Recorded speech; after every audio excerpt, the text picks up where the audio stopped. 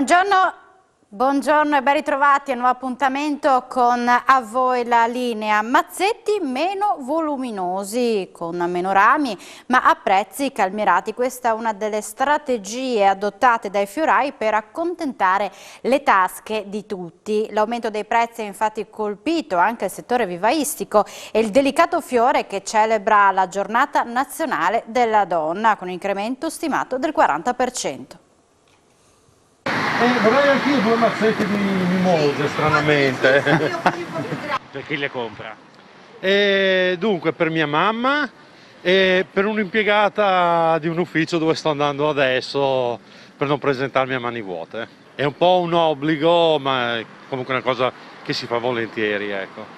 Senta, non ha paura dei costi dei fiori, delle mimose in questo caso? No, al momento no, diciamo che per quanto riguarda l'acquisto dei fiori penso che si possa stare abbastanza tranquilli. Sicuramente ci saranno aumenti, come dicono che ci saranno e come è prevedibile, ma per quanto riguarda l'acquisto delle mimose non credo. Ecco. È arrivata la giornata forse più attesa per il vostro commercio? Ma Dio, certo, è una grossa festa, c'è un grosso lavoro, anche perché la mimosa è un fiore che dura poco, di conseguenza bisogna lavorarla sempre all'ultimo. E tanto per dire, io stanotte non sono andata a dormire perché lavorando da sola purtroppo la tempistica è quella. La mimosa è un bellissimo fiore, una bellissima pianta, però diciamo che rischia sempre di appassire, quindi è difficile, bisogna lavorarla all'ultimo momento, però diciamo che segna il mese di marzo molto bene. Oggi quasi solo clienti maschi. Sì, quasi maschi tutti, dai. Si lavora bene con i maschi. Aumenta tutto, è aumentato anche il prezzo della Sì, mimosa? purtroppo sì. A quanto siamo? Purtroppo sì. Parecchio, 40% è aumentata. Lei a quanto vende un mazzetto? Ma io parto dai 2,50 e poi vedo cosa vuole la gente. Insomma, io comunque i pacchetti li ho fatti come l'anno scorso, nel senso da 2,50, perché in fin dei conti magari bastano 4 rametti, però insomma è bello. Poi fra poco dovrebbero arrivare anche i bimbi dell'asilo per vedere come si lavora come lavora la zona in questo settore qua e in questo momento qua proprio con la mimosa, insomma, dai. Le famiglie tagliano un po' i costi, Sì. rinunciano ai fiori? Diciamo che hanno ridotto il budget, ecco, però il fiore fa sempre piacere, sempre, è sempre un qualcosa di vivo che comunque colora la casa, colora il terrazzo e quindi a volte nel nostro settore non serve spendere tanti soldi per avere un bel fiore, ecco. Chiaramente bisogna accontentarsi, no? Non è che uno può voler avere, no? Tanto, però ci sono piantine piccole che costano magari 2 euro e magari 2 con 4 euro fai felice una persona. Va via con uno scatolone colmo di mimose, Sì. per chi sono? Diciamo che sono per le colleghe di lavoro, ma non sono io, diciamo che ho avuto l'idea, sono stati i colleghi dirigenti che hanno voluto fare questo piccolo omaggio alle colleghe. Allora, sono per le dipendenti, io ho 3 scuole di musica, di cui metà personale, metà docenti sono donne e metà docenti sono uomini, quindi per le donne ogni anno ho un pensiero gentile e mi sembra doveroso, insomma, farlo. Non si fa spaventare dalla carovita, dal costo delle mimose? Ma quello spaventa un po' su tutti i fronti, però la gentilezza secondo me deve superare anche questo fattore, ecco. Nonostante il caro vita rispetto alla tradizione? Sì, sempre l'8 marzo è una tradizione, per cui a mia moglie mi piace sempre portare un ricordo, una mimosa, insomma, in questo giorno. Oggi un pensiero particolare anche alle donne in fuga dall'Ucraina. a tutte le donne e in particolare naturalmente a quelle che stanno vivendo questa brutta situazione.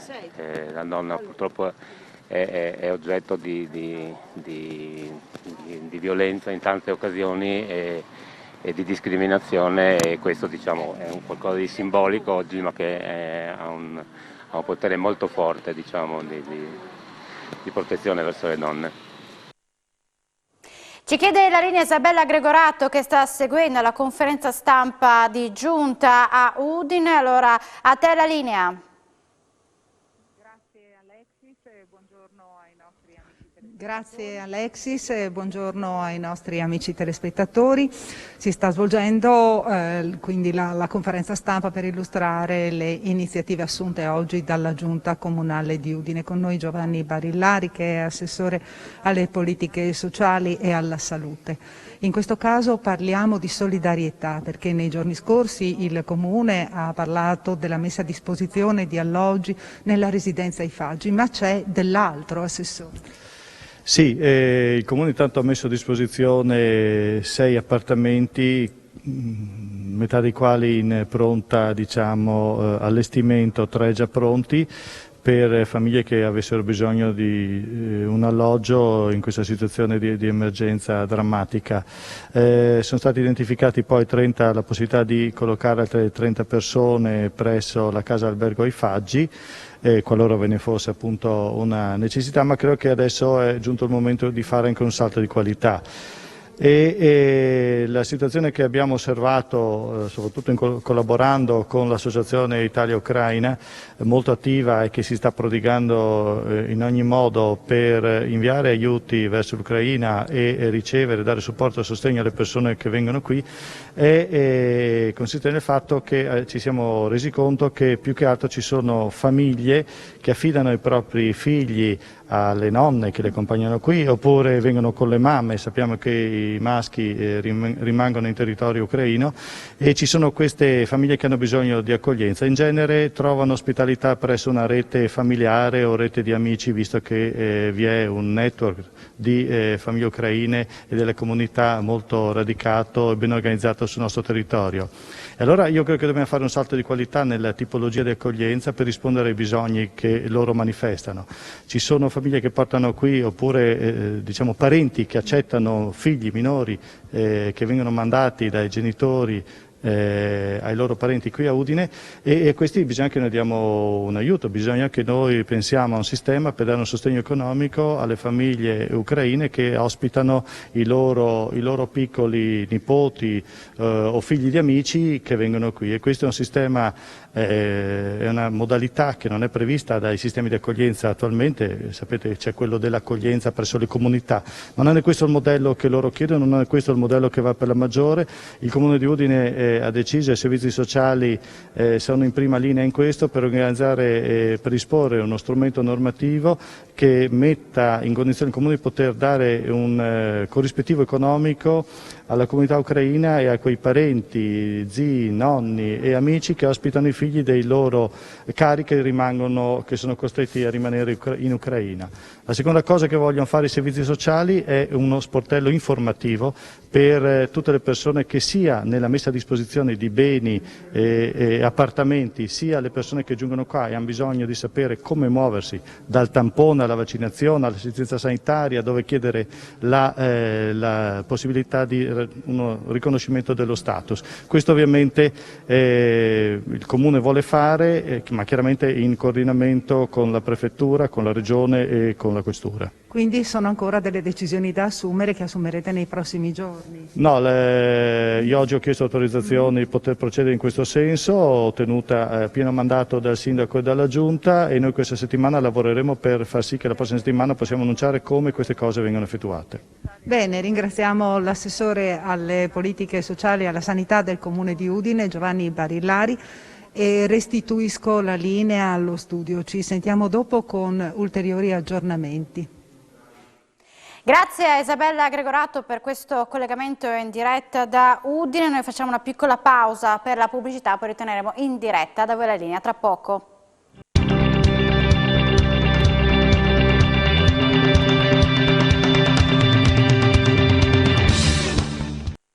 Bentornati bentornati ad A Voi la Linea. Nel giorno della festa della donna, la Web Gesteco rinnova il connubio Sport Solidarietà con iniziativa a favore dell'Associazione Nazionale Donne Operate al Seno. Le maglie celebrative verranno messe all'asta e il ricavato sarà devoluto all'associazione. Sentiamo i commenti appena raccolti alla presentazione ufficiale della divisa speciale nella sede di Andos al Citafiera. Davide Micalic, nel giorno della festa della donna, un'iniziativa per le donne, la Web fa qualcosa veramente di concreto. Auguri a voi donne, oggi è la vostra giornata e noi celebriamo il sesso femminile perché lo vogliamo fare, perché ci crediamo tanto, perché molte nostre tifose sono donne, le nostre fidanzate sono sempre in prima linea, quindi oggi abbracciamo tutte. Poi l'occasione è quanto mai opportuna perché presentiamo questa concomitanza, oggi è festa della donna, e presentiamo anche la maglia della Coppa Italia, che è una maglia celebrativa fatta ad hoc e che alla fine metteremo all'asta e il cui ricavato verrà devoluto all'Andos.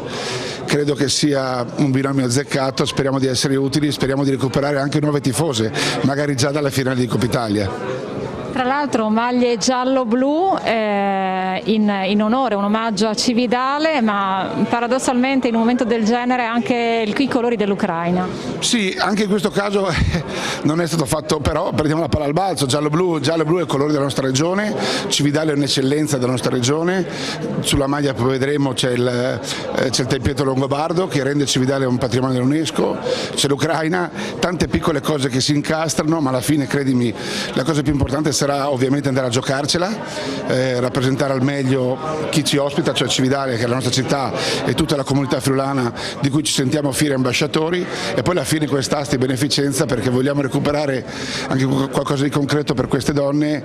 Ti svelo una piccola cosa, la mia povera mamma è mancata qualche anno fa proprio per un tumore al seno e io sono particolarmente sensibile e oggi che è la festa della donna voglio ricordare anche la mia mamma. Avere lo sport insieme a noi dell'Andos è ancora più fondamentale, perché parlare di prevenzione bisogna parlare a qualsiasi età, partendo veramente dai giovani, e partire oggi in una giornata come questa importante, la festa della donna, dove comunque noi vogliamo dedicare la giornata alle donne ucraine che in questo momento soffrono, ma vogliamo dedicarla anche a tutte le donne oncologiche e non solo, perché le donne sono forti e se stiamo insieme riusciamo a fare tantissime cose e lo sport in questo momento è al nostro fianco e dà una spinta in più, una voglia ancora di più di lottare, di andare avanti, di proseguire con quello che sono gli obiettivi, che è quello della prevenzione, ed è fondamentale anche perché oggi in questa giornata abbiamo voluto coinvolgere la scuola IAL, dove le ragazze offrono quello che è un trattamento, una coccola alle donne, a chi desidera veramente avvicinarsi a questo mondo. Perciò un connubio di due realtà insieme all'Andos fondamentali, i giovani, lo sport, in una giornata come questa, l'8 marzo. Assessore Zilli, nel giorno della festa della donna un'iniziativa per le donne. Sì, meraviglioso, perché quando lo sport è solidarietà e quando lo sport è attenzione alla salute significa che lo sport fa la sua battaglia più grande e vince la partita più importante. Noi siamo felici oggi di essere qui a rappresentare la Regione e soprattutto questo grande legame che c'è e che ci porta con grande orgoglio, soprattutto per la scelta che è stata fatta simbolica di presentare oggi l'iniziativa, il giorno della festa della donna, una festa velata dalle difficoltà del popolo ucraino e dalle tante donne con bambini che stanno raggiungendo in queste ore la nostra regione. C'è la necessità di tenere alta l'attenzione sui temi che coinvolgono le donne, ma che sono i temi della nostra società, in particolare l'attenzione al diritto di salute e della violenza contro le donne, che deve essere sempre un faro di noi amministratori pubblici quando affrontiamo tematiche che sono quelle dello sviluppo di una comunità attraverso appunto gli investimenti necessari per tutelare le nostre donne. Ed ora andiamo nuovamente in diretta con la nostra Isabella Gregoratto che sta seguendo la conferenza stampa di giunta a Udine. A te la linea. Grazie Alexis, vediamo il vice sindaco di Udine che sta sistemando qui sul tavolo tutta una serie di progetti che riguardano la sistemazione dei giardini, i ricasoli, il parco della Rimembranza e poi parleremo anche del piano che riguarda le piste ciclabili. Da che cosa cominciamo? Da questi fogli che lei ha steso, che sono i più voluminosi, no? Diciamo che parliamo di 2 contributi che andiamo a chiedere nell'ambito del PNRR al Ministero, la riqualificazione di 2 giardini storici vincolati, uno è i Ricasoli e uno è il Parco della Rimembranza. Cosa andiamo a fare? Andiamo a sistemare completamente il giardino Ricasoli, in questo caso con le sponde che vengono messe, vengono ritombate. Poi tutta la valorizzazione delle alberature presenti, ma soprattutto ricaviamo degli spazi, dei passaggi che sono in porfido collegati ai giardini esterni dove adesso parcheggiano, mantenendo una parte di parcheggi e rifacendo i viali esterni, rendendo un tutt'uno il ricasoli attualmente esistente con i parcheggi laterali con le aiuole.